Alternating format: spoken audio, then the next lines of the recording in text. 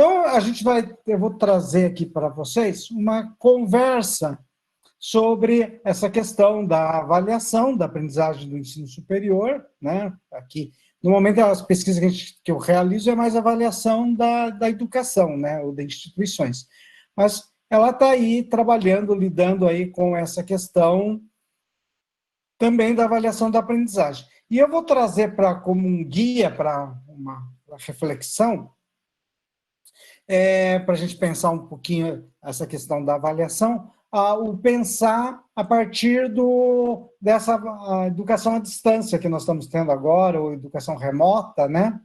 Então, eu vou usar isso como um exemplo, uma forma de a gente, para pensar como que seria essa questão da avaliação no ensino superior, né? Ou na avaliação no ensino, se for pensar bem, né? Então, a gente tem, quando a gente vai pensar essa temática, ainda mais usando esse exemplo que eu estou tomando aqui com vocês sobre a educação à distância, normalmente a gente tem vários termos que vão juntos, que vão se estabelecendo, que vão sendo trabalhados, né? Um deles é a avaliação, né? O que efetivamente é a avaliação, mas a gente não tem como pensar a avaliação do ensino sem pensar que existe processo de ensino e aprendizagem, né? Então, isso também está muito... o que a gente compreende por avaliação muitas vezes é mais uma decorrência do que a gente compreende sobre a ideia de processo de ensino e aprendizagem, né, do que efetivamente né, da palavra avaliação. E também, se a gente está trabalhando com esse termo aí, educação à distância, trabalho remoto, também é um outro termo que acaba entrando, né? Aonde que eu estou aplicando a avaliação, né? Então, isso também ele está ligado a isso. Então, vamos começar aí pela palavra avaliação, né? Existem várias formas de a gente definir a avaliação, né? Uma que eu estou usando atualmente, assim, nessas reflexões que a gente vai estar trabalhando sobre, principalmente quando a gente está pensando a avaliação do ensino, né, ou do ensino superior, ou da educação à distância. Esse dia eu gravei um videozinho, que daqui em breve vai estar disponível. Uma das coisas que eu gosto de fazer, eu registro depois lá no meu currículo, né? Eu gosto de fazer vídeo, assim, né? É um hobby que eu uso também como um aspecto profissional. E lá no meu site também vocês vão encontrar vários vídeos sobre avaliação que está dentro desse curso aí, né? A ideia, então, uma das formas que a gente pode pensar é a partir do uso, né? Então, a avaliação, o que é? Para que é a avaliação? Então, vamos pensar no uso dela, que é uma forma que a gente define, uma forma que a gente estabelece o conceito.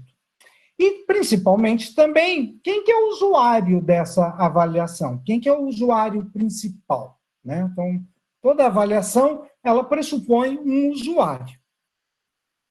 Se a gente for pegar... esqueci de perguntar, Regis, até que horas que vocês vão... A gente tem umas meia hora, professor, de fala, depois abre para discussão mais 20 minutos. Em geral, nós temos uma hora, tá bom? Tá bom. É bom perguntar, senão a gente começa a falar, fica aqui eu falo uma hora e meia aqui, vocês desesperados para ir embora, e ainda nem deu para fazer o debate. Então, vamos lá. Então, quando eu uso para regulação ou controle, vamos pegar no ensino, quando nós estamos trabalhando, quando nós avaliamos nossos alunos, nós emitimos um conceito, uma nota, e esse conceito ou nota garante ao aluno a possibilidade da continuidade dos seus ensinos, do seu estudo, né? Então, você informa a instituição que aquele aluno ele está apto a continuar, né? Esse é um uso. Né? Um outro é o de hierarquizar, né? E esse hierarquizar, ele é usado principalmente pelos processos de seleção, né? Então, quando a gente está lá ligando no Enem, o aluno vai participar do Enem, ele passa por um processo de avaliação. E o Enem faz o quê? Para definir quem vai entrar ou quem não vai entrar, ele hierarquiza, e ele é organizado para ter uma hierarquia, né? Ele não pode dizer assim, olha, todos os alunos do Brasil são ótimos. Porque, não, mas espera aí, quem que é mais ótimo para eu poder entrar? Eu só tenho 10 vagas, eu tenho 20, então eu preciso eliminar 10, né? Ou escolher 10. Então, você tem um processo de hierarquização. Um outro é a formativa, que ela aponta e orienta para o desenvolvimento do processo educacional. Né? Como que o aluno, quais são as dificuldades, quais são as facilidades que ele está tendo, o que ele precisa acertar. E, normalmente, na avaliação formativa, o usuário é aquele que é avaliado. Então, o estudante, no caso do ensino. A avaliação diagnóstica é aquela avaliação que atua principalmente para o planejamento. Então, eu vou planejar o meu trabalho pedagógico, eu faço o quê? Eu avalio aquela turma, e aí, a partir da minha avaliação, eu vou reestruturando o que eu posso caminhar, o que eu preciso revisar, e assim por diante. Outra ideia é de avaliação para melhoria, né? Que é aquela ideia de que, por melhor que seja algo, sempre dá para melhorar. E aí, a avaliação ela vai para identificar quais são os pontos. Né? Então, normalmente, é o executor. Monitoramento, quando eu quero implantar uma política e eu quero saber se ela está caminhando direitinho. É um gestor. Tomada de decisão. Se eu vou utilizar um slide assim ou assado, é melhor um slide com cores claras ou escuras. Eu estou avaliando para tomar uma decisão, né? E existem diversos outros usos e usuários, né? Agora, quando a gente vai trabalhar o processo educacional, essa avaliação, a gente tem, usando aqui um modelinho que o Jorge Balzan nos traz nesse livro, aí que o Regilson apontou, o livro Avaliação da Educação, referências para uma primeira conversa, ele traz lá da psicometria esse modelinho que ele aponta assim, olha, primeiro, a gente tem que ter uma concepção de educação, né, para desenvolver o processo. Depois que eu tenho uma compreensão de educação, a partir dela, eu vou ter que ter alguma referência para avaliar. A avaliação, normalmente, ela está relacionada com alguma referência, né? Que pode ser valores, conteúdos, habilidades, e diversos aspectos, que permitem que eu compreenda se aquilo é bom, não é bom, né? Outro aspecto que a gente usa que está à nossa direita aí, que são os planejamentos dos instrumentos. Né? Então, quando eu vou avaliar, eu preciso planejar esse instrumento de avaliação. Então, e aí, isso aqui vai estar ligado ao quê? Está ligado à minha concepção de educação, de processo educacional, está ligado também às minhas referências, e está ligado também com o tipo de resultado que eu quero ter, ou o espaço de resultado. Se eu quero fazer uma avaliação que seja diagnóstica, ela terá características diferentes de uma avaliação que é para hierarquizar. Correto? Então, eu preciso planejar esse instrumento a partir da referência e do espaço do resultado. Se eu tenho uma referência que habilidades são mais importantes do que conteúdos, eu vou fazer um instrumento que tente avaliar habilidades e não conteúdos. E se é o contrário, ou se é uma mescla, aí está sempre relacionado.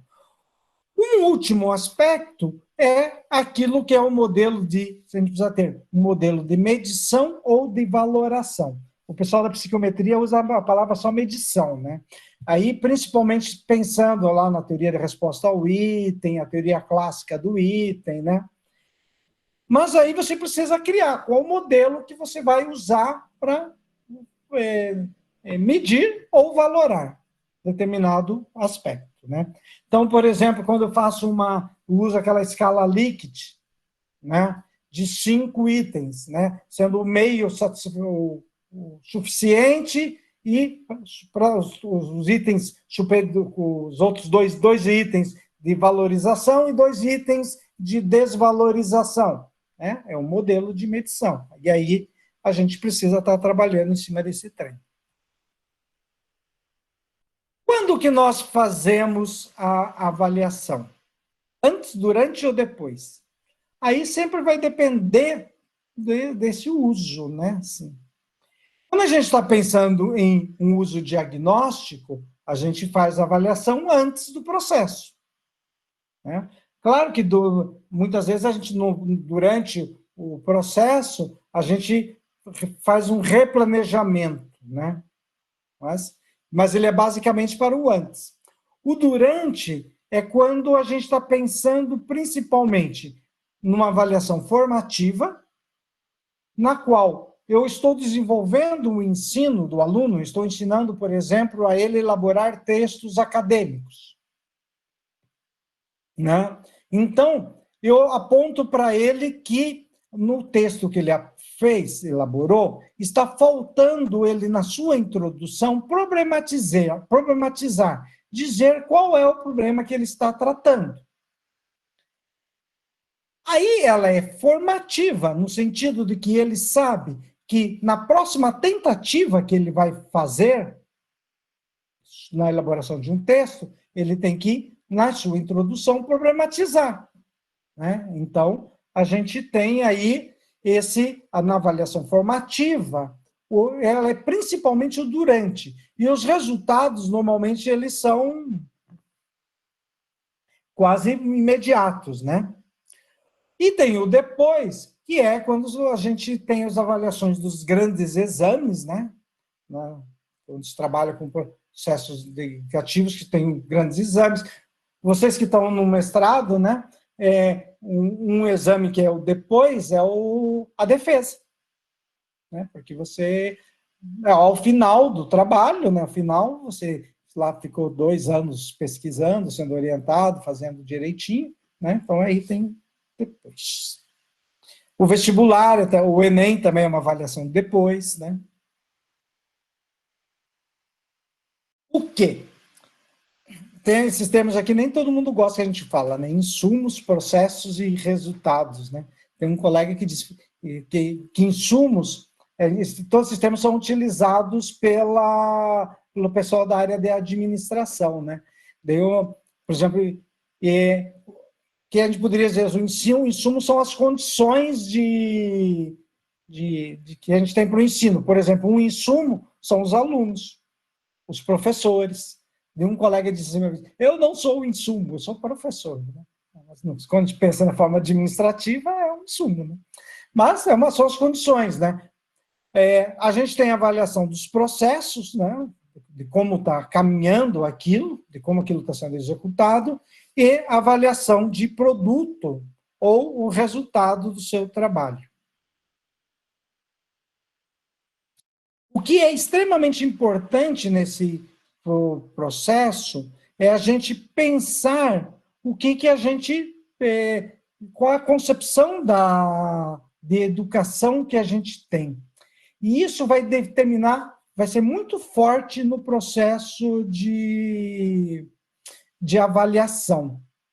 Quando a gente... Vamos pegar aqui. Se você trabalha com métodos passivos, você vai ter uma avaliação que pede muito mais que o aluno apenas devolva aquilo que você faça. Então, normalmente, quando você compreende que o aluno deve ficar escutando e o professor falando, e o aluno absorvendo, você vai ter uma avaliação que é muito mais regulatória do que formativa, né? Você vai entender, né, aquilo que o aluno... você vai cobrar dele se ele efetivamente e o termo correto é esse, é cobrar, quando se fala nos métodos passivos. Você vai cobrar para saber se o aluno aprendeu aquilo que você ensinou, né? Então, vocês, ao final dessa palestra aqui, vão fazer uma prova, e aí nós vamos verificar se vocês prestaram atenção, se vocês estão, né? E assim por diante. Se a gente considera métodos ativos, normalmente, a avaliação ela deve ter um caráter mais formativo, né? E ela deve ser mais contínua, porque você vai apontando para o aluno aquilo que ele está precisando melhorar, atuar, né? Para ter a sua aprendizagem. Se você trabalha com os métodos mnemônicos, né, de decoração, é uma coisa, decorar. Se você trabalha uma visão tecnicista, tem outro. E aí você também tem que, dentro dessa concepção, você vai ver o que é importante. É conteúdos. Atualmente, a grande discussão aí sobre os conteúdos, sobre a educação se a gente deve trabalhar mais conteúdo ou deve trabalhar mais habilidades e competências, né? E tem gente que trabalha em concepção de meio termo, tem gente que trabalha mais conteudista, outros mais de habilidades e competências, né? Apesar que hoje também a gente tem assim, a gente poderia até pôr um outro quadrinho, né, assim, no atual regime que nós estamos vivendo, se nós estamos doutrinando os alunos ou não, né? Assim, gênero.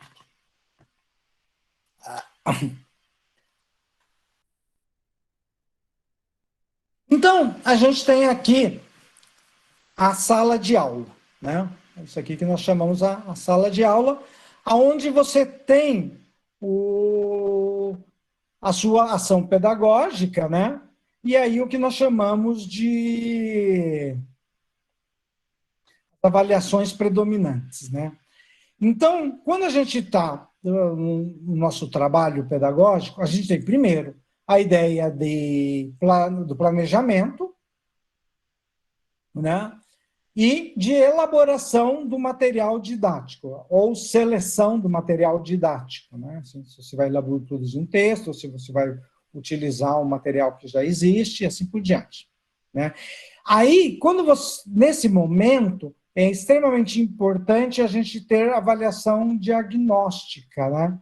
E também um pouquinho de avaliação para tomada de decisão, né? Então, quando você avalia material didático, também está tomando uma avaliação para a tomada de decisão. No ensino, quando você está tendo o ensino, né, no momento do ensino, você tem o momento da atividade de aprendizagem, né? Então, durante o ensino, né, se você principalmente pensar em métodos mais ativos do que métodos mais passivos, né, onde você exige e pede o desenvolvimento do aluno, aí você vai ter processos de avaliação mais formativas, né? E aí ela tem que dar esse resultado, apresentação para o aluno. E nesse último aqui, daí a gente tem a avaliação, que é a ideia de regulação e controle, né? Assim, na educação formal, a educação de regulação, ela sempre está presente. O que é extremamente problemático é quando a avaliação só se torna controle, né? Só se torna regulação. E no processo de ensino-aprendizagem, né, o pior uso de avaliação, né, que deve ser evitado, é o de hierarquizar, né? Que o hierarquizar, ele não é avaliação, nesse caso, ela não faz parte do processo pedagógico, quase, né?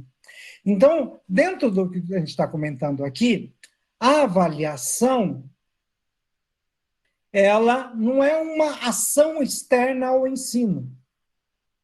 É a ideia de que a avaliação, ela deve fazer parte do ensino, né? E, ao fazer parte do ensino, ela vai dando informações ao estudante sobre aquilo que daí ela, principalmente, ela deve ser formativa e diagnóstica, né? E a regulação, ela deve ser secundária. Então, dentro dessa visão aqui, como que você lá, se a avaliação faz parte do processo de aprendizagem, se nós criamos uma dinâmica de avaliação, qualquer dinâmica de avaliação, por exemplo, vamos pegar a mais clássica, uma prova, correto? Se esse material ele foi bem elaborado, ao final daquela prova, o aluno tem que estar sabendo mais do que ele sabia antes. Né? Essa é uma das coisas assim que a atividade de avaliação ela não pode ser estranha ao processo de ensino.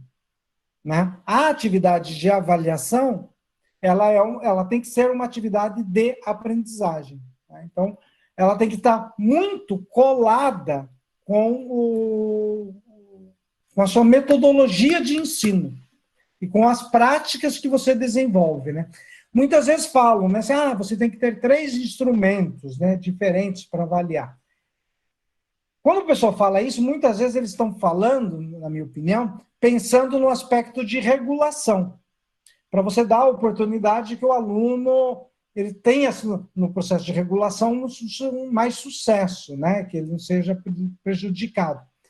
Eu penso assim, que a orientação mais correta é você tem que ter múltiplos instrumentos de avaliação, da mesma forma que você tem múltiplas atividades pedagógicas durante a aula. Né? Então, por exemplo, uma das coisas que eu... Dando um exemplo aí, pegando a partir de experiências, né? Indo rapidinho. Eu peço normalmente para os alunos entregarem somente de mestrado, uma anotação de leitura. Né? E dessa anotação de leitura eu avalio apenas a entrega. É uma avaliação, que ela tem um certo controle também, não sei se você lê o texto ou não, mas ela está intimamente ligada com a atividade. Se você precisa ir para a aula com a leitura do texto, e isso vai diferenciar, então você precisa fazer uma anotação do que você achou relevante ou que você não achou relevante. Olá, menininho bonito. E daí, então, por isso ela tem que estar vinculada com o processo de aprendizagem. Ela não pode ser estranha. Né? Ela é uma atividade. Quando a gente está pensando na questão da educação à distância, né, a gente estava trazendo esse exemplo, né, aí normalmente a gente trabalha ou com métodos ativos ou métodos tecnicistas. Né? Normalmente, os métodos tecnicistas são principalmente aqueles que se pega esses cursos de inglês que não tem professor, né? Que você vai lá, entra lá e ouve o vídeo, depois preenche o resultadinho e ele te dá ali, né? Como se só a técnica fosse relevante, né? A atividade, nesse caso, ela pressupõe muito mais que o aluno tenha, quando se trabalha em educação à distância e pensando em métodos ativos, que o aluno tenha autonomia. Né?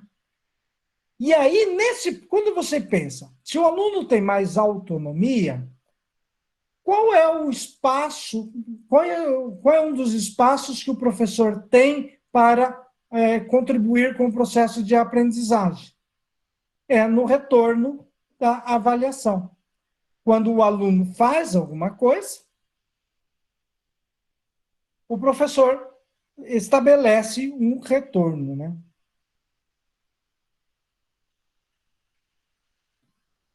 E aí a gente tem, né, quando a gente vai pensando nesse processo aí de avaliação, principalmente à distância, né, e aqui a educação como um todo, né, se a gente for pensar, né, ela tem uma característica de regulação e controle, né, ele implica os aspectos que nota, implica que você vai somando, né, que você vai fazendo partes a partes, principalmente quando você pensa em educação remota, né?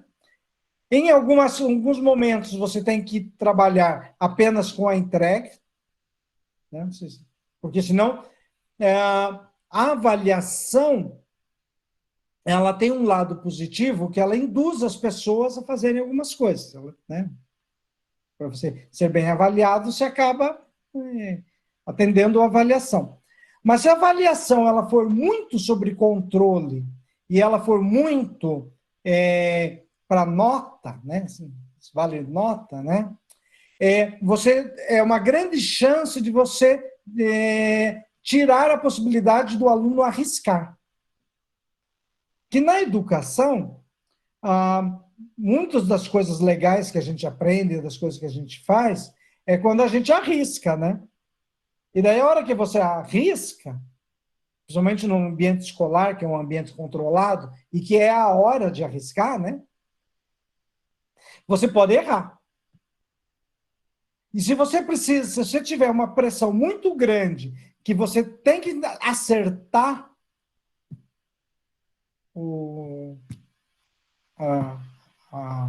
você tem que acertar, você não arrisca, né? Então, muitas vezes, até aquela avaliação que os professores davam lá quando eu era criança, né? Vou dar um visto. Vale um visto, né? O vale o visto significa, olha, não, o importante é você fazer e você tentar e arriscar. Se não der certo, a gente te diz que não deu certo, mas não tem problema, você já ganhou o visto, né? Isso era uma coisa, né, importante. Aí é uma das coisas que a gente trabalha, também quando você vai trabalhar nessa avaliação, e principalmente quando você está pensando nessas educações remotas, né? Uma avaliação ela tem que ter um lado muito formativo, né? E que é o famoso feedback ao aluno, né? Que é apontar, primeiro, qual é o erro, que a gente está comentando, como melhorar, as virtudes e os problemas, né? Essa é uma das coisas que precisa aparecer no processo de avaliação. Quando nós estamos no nosso dia a dia, em atividades em sala de aula, nós fazemos muita avaliação formativa de forma informal. Por exemplo, o aluno está fazendo alguma coisa, ele chega lá, professor, está certo. Daí você lê, né? Você, não, se você mexer nisso aqui, tal. Você está fazendo o que nesse momento? Você está fazendo avaliação. E avaliação formativa e de forma... de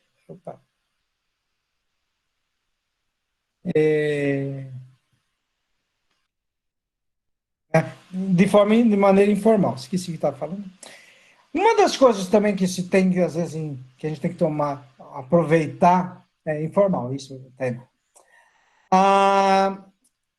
Que às vezes a gente pode fazer também no processo de avaliação chaves de correção, né? Que tem os erros e os acertos frequentes, né? Então, você já faz ali e tal. Só que tem que tomar cuidado para... Isso ajuda, né? Porque você pode... Isso, somente esses programas mais... quando você trabalha com esses programas como Classroom ou Moodle, você pode pôr chaves de correção, né? Isso te ajuda, te facilita o trabalho, porque você já trabalha indicando.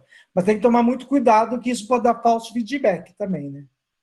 Pode dar um falso positivo ou um falso negativo, porque também nem todo mundo se adequa, o resultado do trabalho de um aluno se adequa à sua chave de correção. E aí você tem que estar preparado para poder dar um retorno a partir do que ele está propondo. Aqui são tipos de atividades, né? Leitura de texto, né? Que vira atividade de leitura de texto, que é a avaliação que vira resenha, fichamento, anotações de leitura. Assistência de web aulas, relatório. Participação em fóruns, participação, né? Isso que é a coisa. Você manda fazer um webfólio ou um portfólio, né? Portfólio é uma coisa que eu sempre gostei de fazer, o webfólio é o equivalente, né? o resultado, o produto de avaliação é o webfolio. Os jogos, os resultados dos jogos, e assim por diante.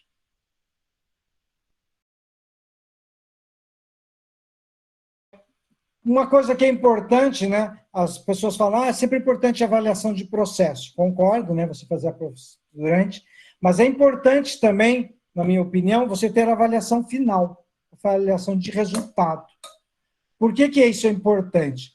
Porque permite um balanço, tanto para o professor, como para o próprio aluno, dizer assim, efetivamente, o que eu aprendi? Né? Como que eu amarro esse monte de coisas que eu aprendi? Né? Então, quando a gente pensa na avaliação final, ela tem que ser não uma avaliação para a gente poder lá ranquear os alunos, né? Saber quais são bons, quais não são, né? Essas coisas.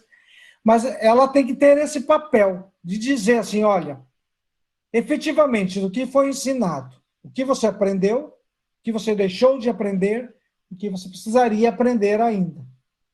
Né? Essa é algo que é importante.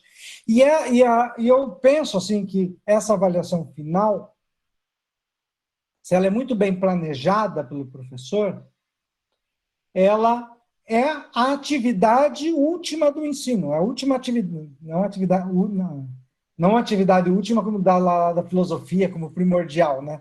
Mas assim, como aquilo que é a última ação do professor, na qual o aluno ele precisa, nesse momento, pegar tudo o que ele estudou e consolidar.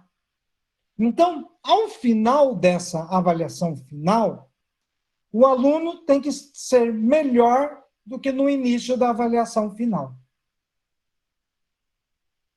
Ele tem que chegar ao final da prova, né? Ou do trabalho que ele se pediu para ele fazer, de uma forma melhor, porque ele fez esse balanço, né? Aí do processo de aprendizagem. E atualmente, no atual estágio aí, né? Quando está falando em regulação à distância, né? Normalmente tem um ato presencial, né? Assim, e no nosso caso, nós não vamos ter aqui nessa educação remota, porque seria extremamente irresponsável por um monte de gente, mesmo que esse monte de gente seja 5 pessoas dentro de uma sala, né? Para fazer uma prova, e você ficar vigiando, né? Aí vai ter que confiar nas pessoas. Vou dar um exemplo, né, sobre instrumentos avaliativos e métodos ativos. Eu trabalho na disciplina de metodologia um pouco com métodos ativos, que o aluno vai tendo que realizar, certo? Então, eu começo lá o curso, o aluno aprende trabalhando com a ideia de leitura de textos, depois comparar autores, depois problematizar e depois produzir um texto, correto? Então, o que seria esse instrumento? Os instrumentos. Quando eu estou trabalhando a ideia de leitura, os instrumentos de avaliação, eu normalmente acabo utilizando um portfólio, né, que é a coleção das atividades. Eu trabalho com primeiro com a entrega dos textos do DAD, das anotações de leituras nas técnicas que eu desenvolvi, né, com eles. Então, ele desenvolveu uma atividade de leitura a partir de uma técnica ensinada, que implica num rascunho. Então, isso é um instrumento de avaliação, né? É o produto normalmente se pode dizer que é o produto dessa ação, né? Daí, depois, ele vai trabalhar com comparação. Então, ele compara os autores, sai um texto. Daí, esse texto ele é um instrumento de avaliação. Daí você dá um retorno para ele sobre esse processo. Então, ele foi ativo em escrever o texto, né? Eu só disse lá para ele que ele tinha que escrever, daí discutir os textos com os colegas, né? Todo esse aspecto. Depois, ele vai problematizar, né? E depois, no último, eu faço com eles um negócio assim. Normalmente, nós estamos 4 aulas seguidas, né? Eu dou 2 textos pequenos para eles elaborarem um trabalho. E daí tem todas as fases, ele tem que entregar todas as fases do trabalho naquelas 4 horas, onde ele faz a síntese ou o balanço daquele processo de aprendizagem. Então, o instrumento da atividade, métodos ativos, é exatamente a atividade. Então, é o produto daquela atividade que é o instrumento. Se você está pedindo para o aluno, se você está ensinando para o aluno, pedindo para ele ler, para ele grifar um texto e para ele fazer um esquema no caderno, a avaliação ativa, ela vai utilizar, a avaliação em métodos ativos, vai usar esse produto aí. E aí, nesse produto, ela não pode ser só uma avaliação reguladora. Ela tem que dizer, você pegou, não pegou a ideia, por que não pegou, né? Tem que ter um processo aí. Eu acredito que nisso também, o Valdelis, o professor Rota comenta aqui, um pouco a amplitude da ideia dos instrumentos, né, professor? Que não se reduz à prova, por exemplo, ao teste. É um pouco a questão de que a avaliação da aprendizagem, não necessariamente você precisa ter como instrumento o teste ou a prova. Inclusive, a ideia que eu tenho lido bastante é pela diversificação dos instrumentos, justamente para possibilitar o aluno que aprende de diferentes maneiras também, ter esse registro, no caso, avaliativo, também por diferentes meios, não apenas por um que talvez não seja muito, ele não tenha tanta facilidade no manuseio de uma resposta de uma prova, ou da situação que ele se encontra diante de um momento que é a prova, que é basicamente também que o professor apontou na fala dele, de que a gente acaba sendo avaliado a vida inteira, né? Desde a educação básica até o ensino superior. E muitos dos nossos processos de avaliação, eles foram sofridos, né? São sofridos, as nossas experiências acabam sendo, por vezes, negativas diante do processo de ser avaliado. E isso percorre a nossa vida toda acadêmica, dos nossos alunos, nós enquanto professores, enquanto avaliadores, diante do processo. Então, acredito que tem a ver com essa adequação, né, professor, do instrumento, a opção de uma educação, de um ensino mais ativo ou de um ensino mais passivo. Eu acredito que vai fazendo essa relação, vai tendo relação com a ideia dos instrumentos, tá? O instrumento, na minha opinião, normalmente é quase a atividade de aprendizagem. Uhum. Métodos ativos é isso. É claro que métodos passivos também, né? Porque aí você tem que simplesmente transcrever aquilo que você aprendeu.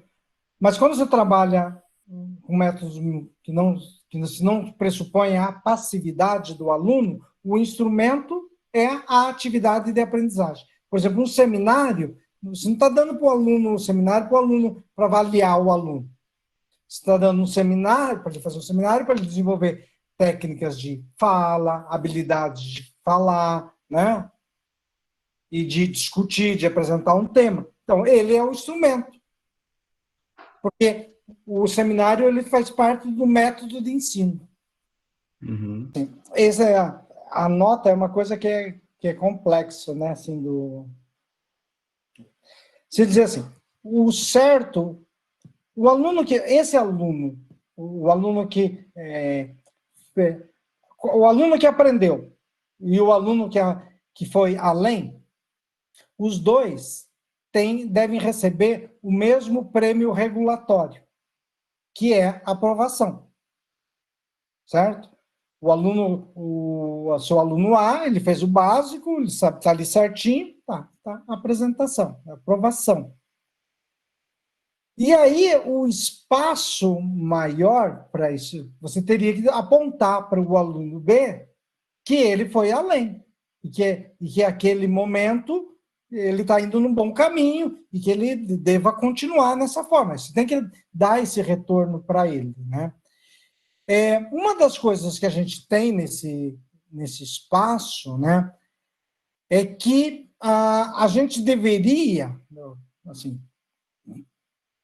ter o combinado previamente. Aí vem o combinado previamente. Olha, os alunos eles são bons alunos porque aprendem, porque fazem minhas respostas objetivas, então ele está aprovado para ir lá receber a nota 7. E o aluno que se desenvolve mais, ele vai receber a nota tal. Eu preciso pôr a grade de você previamente, mas isso tem que ser prévio, né? Não pode ser a posteriori. Você apontar esse critério. E o aluno A, ele não pode ser penalizado no sentido da reprova. Ele tem que ser, de qualquer forma, aprovado, porque ele fez lá o que devia fazer, né? O outro deveria ser elogiado. Então, quando você define previamente, se você combina isso, né? Que é diferente de aquelas avaliações por teste, né? Quando você você acertou todos, ninguém consegue ser maravilhoso no teste, né? Só consegue ser exato, né? E quando você trabalha com outros instrumentos, aí essa possibilidade de discriminar e de apontar que aquele é melhor que o outro é importante, sim. Mas tem que ser, mas a nota tem que ser combinada antes, né? Sim, acho que tem a ver realmente com a ideia dos critérios, como o professor Zé Carlos falou. O combinado antes de respeito, portanto, Álvaro, bem nesse sentido mesmo. Não tem como você dar nota mais baixa porque um avançou mais, mas porque eles atingiram o critério máximo do que você estabeleceu, que hoje tem sido falado muito de rubricas, não é? Então é um pouco essa ideia de que como que eu divido uma determinada porcentagem ou de pontuação daquele instrumento. Então, 2 pontos aqui se o aluno respondeu isso, 4 se avançou aqui, 8 se foi aqui. Então, o limite teu é 8, vamos dizer, ali no instrumento. Não tem como o aluno que atingiu ao critério 8 baixar a nota porque um outro foi melhor que ele, né? Eu acho que aquele é o limite do critério, não é, professor? Na ideia de É, estabelecimento de critérios. é. E aí você tem que, se você colocar no seu critério, respondeu 10, respondeu de forma adequada, o A e o B vão ser coisas. Respondeu de forma adequada, é 8, que implica aprovação. Respondeu de forma adequada e teve uma reflexão que ajuda no avanço do conhecimento, alguma coisa assim, aí é 10. Então, você estabeleceu o critério a priori, ok, né? Aí pode ter essa diferenciação, né? Isso. Olha, o Jô, quando você trabalha com avaliação, e avaliação pressupondo sempre a ideia de regulação, tudo que você tem que ser honesto, né? Eu não posso dizer para o aluno que eu vou só avaliar a entrega do trabalho e não informar ele para que ele pensar que o conteúdo do trabalho, por exemplo, como eu disse lá no caso de leitura, né? Então, a informação ela tem que ser prévia, né? Porque a regra do jogo, né? E além do mais, para o aluno saber o que ele, por exemplo, assim, o aluno, se ele sabe que só está sendo uma entrega, ele pode falar, não, eu vou arriscar mais, vou colocar isso aqui que eu estou pensando. Não, mas você vai ser avaliado o conteúdo, a habilidade, o conteúdo, né? Tudo, assim, a avaliação, ela, como ela trabalha com uma ideia de referência, voltando àquele slide lá da referência, tá? O professor, então, duas coisas. Primeiro, eu sou da ideia que você deve ter nesses exames, a primeira coisa, aprovado ou não aprovado. Né? Acabou. E depois, se você quiser fazer algum elogio, você fica à liberdade de você anotar lá o trabalho muito bom, não sei o que, tá. Agora, assim, você tem no exame de qualificação, como na defesa da tese, né? Assim, mas vamos pegar o da qualificação primeiro, que a qualificação ela é diferente da tese, né? E até uma das coisas que eu defendo, assim que a forma de você fazer a arguição na defesa é diferente de você fazer na tese, na qualificação, porque ela tem objetivos diferentes, né? Assim, qual que é a grande uma diferença maior? Na qualificação, eu pergunto assim, o objetivo é bom? Né? Um exemplo. E na defesa, eu pergunto, atingiu os objetivos? O trabalho atinge os objetivos? Né? São duas coisas bem diferentes. Você tem o orientador, ele acompanha processo, certo? Então, então ele tem um olhar diferente do outro avaliador. O avaliador externo, ele avalia produto, que é aquele material, correto? Quando a gente está pensando na qualificação, na minha opinião, as duas coisas devem ser levadas em consideração. Eu entendo que o professor que está acompanhando, ele pode apontar determinadas... Eu vou contar um caso daqui a pouquinho que eu lembrei, nossa, que vai bem no que você falou, Angélica. E como ela está sorrindo na foto, ela pensou que ela sorriu pelo que eu falei. Então, o professor, ele avalia o processo, né? Assim, e o externo avalia o produto. Eu entendo que o resultado dessa avaliação deve ser o diálogo entre essas duas coisas, entre o resultado final e o processo. Eu acho que é um diálogo dos dois. Eu entendo assim que só adianta valorizar o processo. Se o resultado foi muito ruim, né? Não dá, né? Também para você dizer provar, só porque o processo foi bom. Eu entendo que tem que ser os dois. Mas também um trabalho mais ou menos no final, que atendeu o mínimo, mas ele teve um bom processo, ele tem que ser valorizado. Eu lembro eu acho que o Regilson fez parte de uma das bancas. Vê se você lembra dessa história, Regilson. Eu tinha 2 alunos de TCC. Eu pedi para os meus orientandos de doutorado fazerem parte da banca dos meus 2 orientandos. Daí eu tinha uma, que era uma menina super inteligente, estudiosa, muito inteligente, né? E escrevia que sou eu. Só que quando chegou ela fez toda a iniciação científica comigo, na hora de fazer o TCC, ela estava atropelada com umas 200 mil coisas, e ela fez o TCC como Deus permitiu. Né? Foi que Deus permitiu. E o outro era um aluno que tinha dificuldade. Ele ia toda semana na minha sala, ficava 1 hora conversando comigo, eu conversava, bonitinho, tal, legal. Daí foram os dois para a defesa. O pessoal lá, meus orientantes só viram o resultado. Né? Daí falaram para a menina, que escrevia muito bem, nossa, o seu trabalho está maravilhoso, está ótimo, está não sei o quê, você merece 10. E daí para o outro, não sei o que tal, merece 7. Eu falei, não. Não dá para dar só 7 para ele. É muito pouco.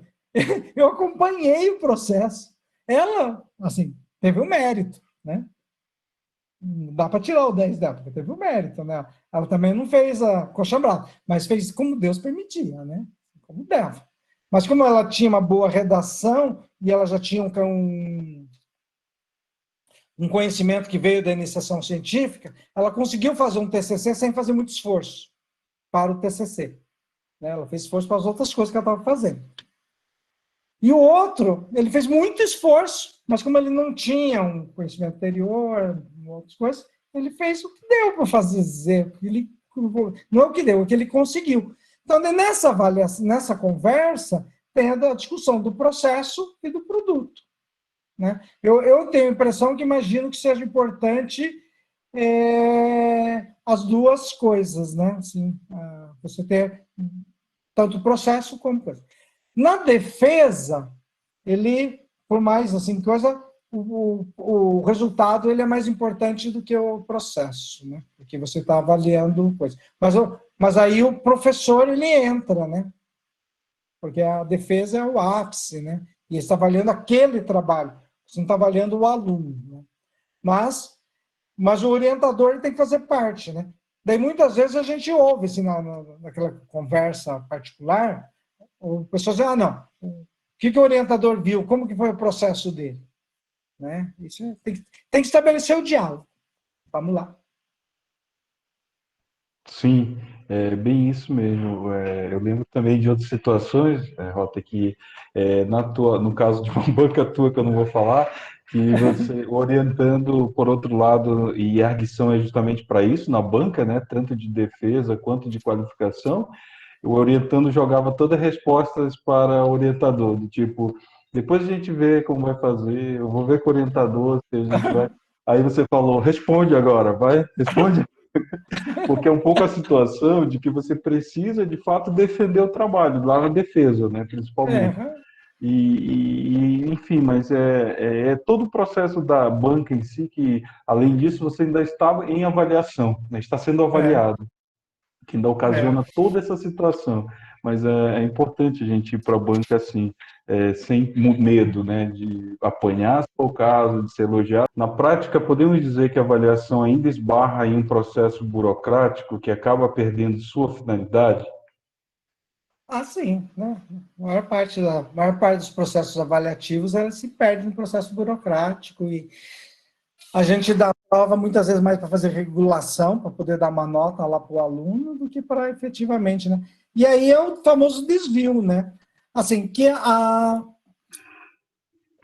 no mundo na educação em massa, nós vivemos, né?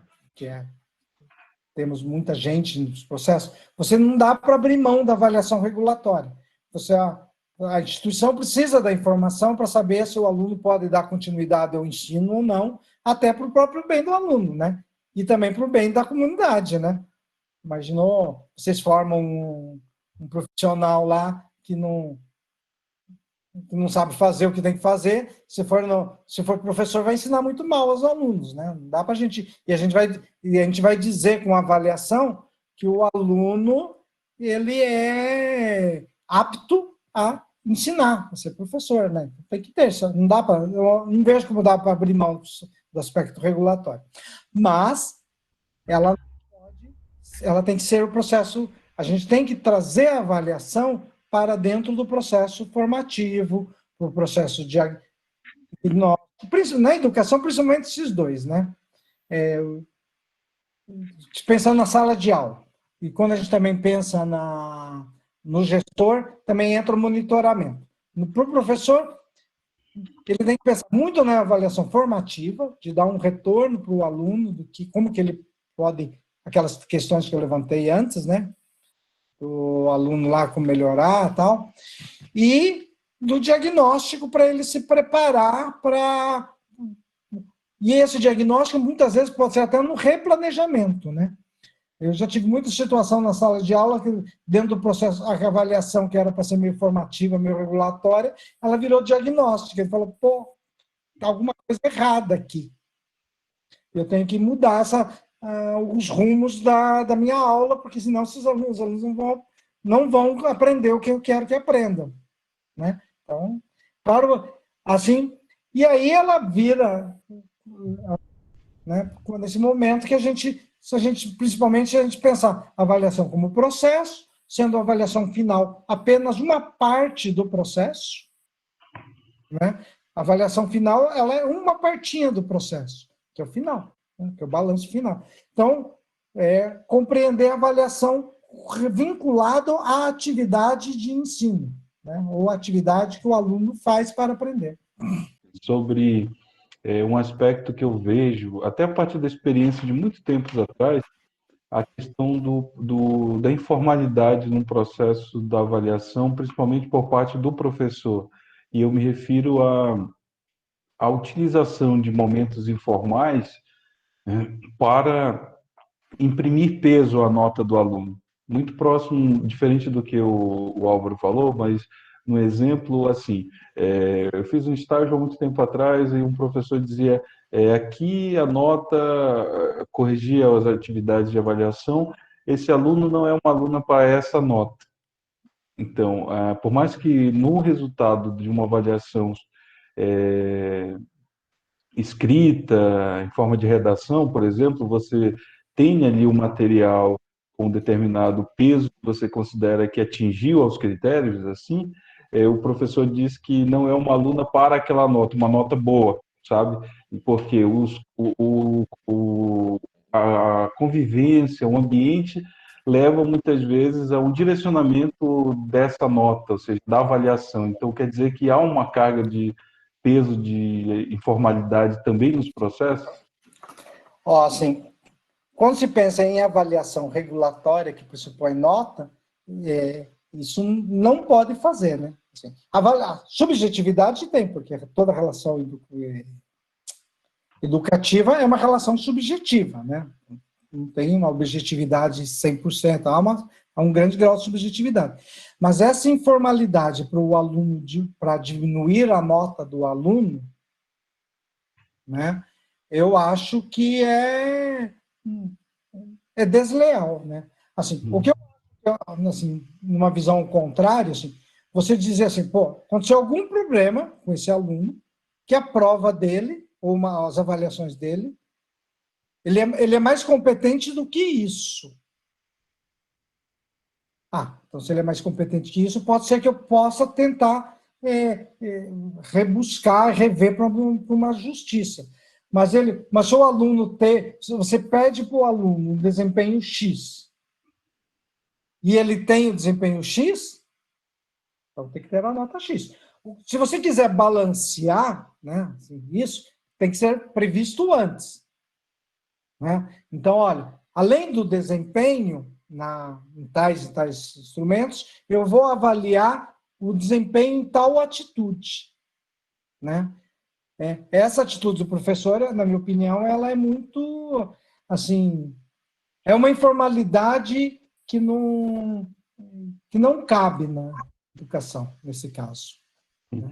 E aí, alguns estudos do Luiz Carlos Freitas, que é principalmente pela educação básica, ele comenta dessa questão do quanto que a avaliação informal ela tem um peso no caso de uma avaliação final.